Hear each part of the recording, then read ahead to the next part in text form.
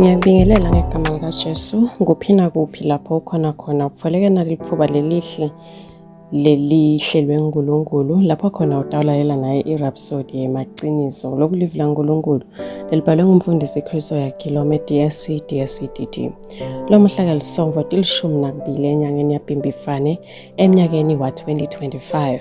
Lo mhla umfundisi kulisomvo uthi lamandla asegameni lakhe. Haleluya. Marko 16 verse 17 kuya 18 uthi bayawukhipha emadimoni ngelibito lami, bakhulume ngetilimi letinsha, ngeke behlele lutho, nababamba tinyoka noma banatha lokubulala nako, bayakubeka tandla kulabagula kubaphile. Haleluya.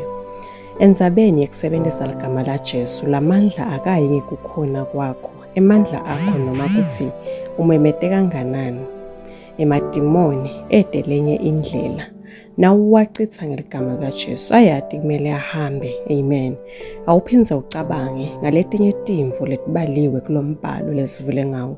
Inkhosi leyathi singatenda ngeligama layo kukhipha emadimoni, kubamba tinyoka, singalinyatwa buthi lobulalako, sibeke tandla kulabagula kubaphiliswe. Amen.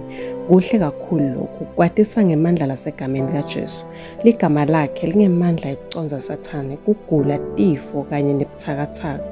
Petro wakuconza lokhu, kungako encwadzini yemsebenti yabapostoli 3 ngesikhathi yena naJohane bahlangana nemvutsa lebeyisishosha kusukela ke yatalwa, wasebenzisa ligama la Jesu kumemetela kuphilisa tinyawo talemvutsa lebeyikhubatekile.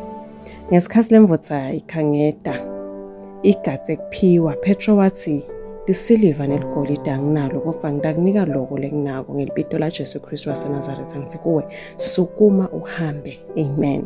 Lo mmangaliso wavonsa sicuku, wabese Petro uthatha lelithuba kuthi ashumayele Jesu Kristu, achaza ukuthi ligama la Jesu belilethe kupheleliswa kulemvutsa lebeyisolo ingakwendi lemvutsa iminyaka yakwenda ngemzuzwana ngemandla igama la Jesu. Amen.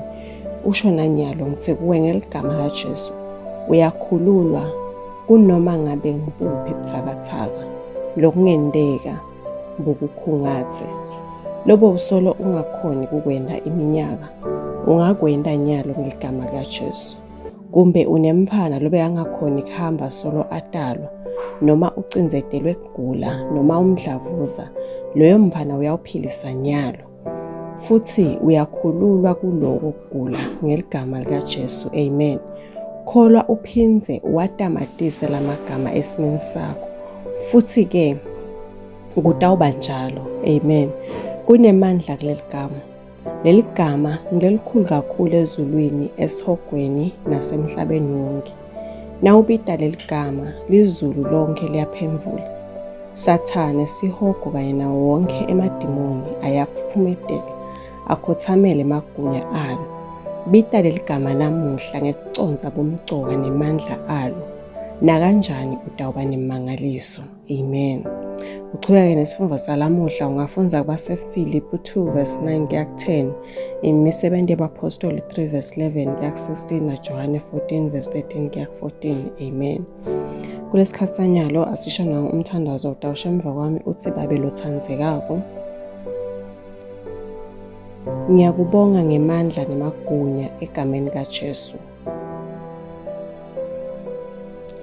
Egameni lakhe ngihamba ngekuncoba ngetulu kwekugula, kweswela kanye nako konke kucinzetelwa. Ngiphila ngekuncoba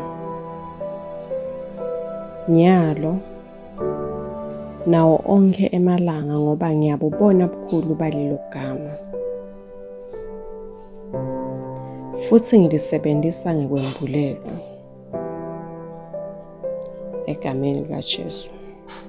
Amen. Ngiyathemba uyijabulele irhapsodi yalomuhla. Haleluya.